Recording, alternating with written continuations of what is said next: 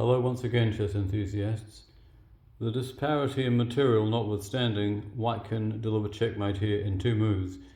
He has to select the right piece, and having chosen the right piece, he has to place it on the right square. Can you see the key move?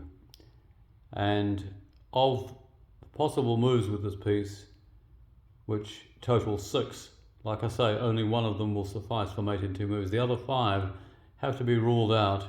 Can you see why they have to be ruled out?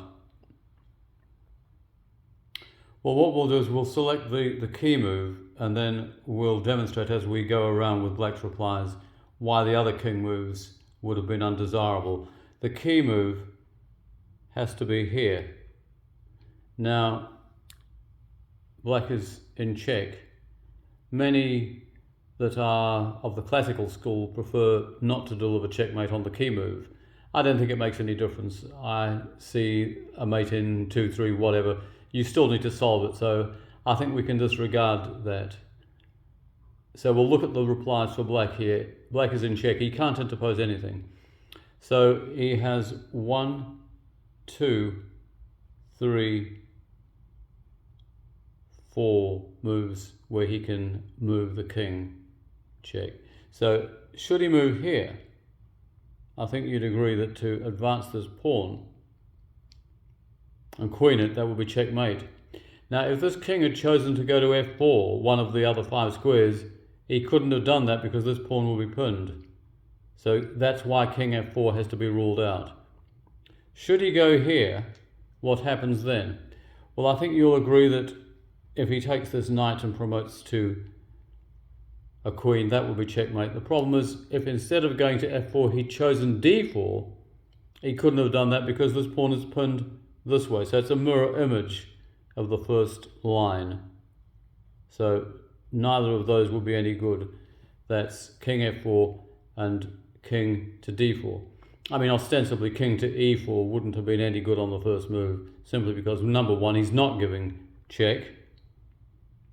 And number 2, black is at liberty to take this pawn and ruin a mate in 2. So that is the original position. We've decided that this is the key move, not here, not here, not here. But supposing black decides to go here. That's no good, that's no good. What about here?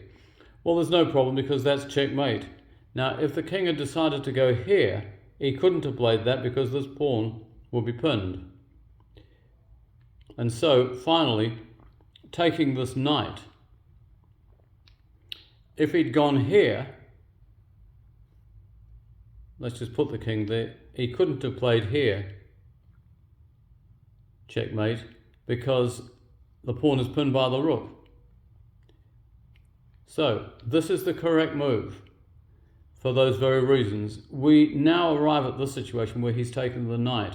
Now, many would say, well, he still can't play c4 because the pawn is pinned by the bishop, not by the rook. That is correct. However, what we can do here in this position, after king to d3, king takes the knight on d5. Can you see it? That's right. We play bishop to a3, and we're blocking the rook, and we're delivering check there, which we couldn't have done if he'd gone to d2 because black would have had a flight square there. That would be the problem with that. But with the king on d3, it stops him on this flight square, and he's stopped from interposing this pawn because he himself is pinned on this occasion. And that is a highly original and very rewarding problem to solve, I can assure you. I hope you enjoyed it.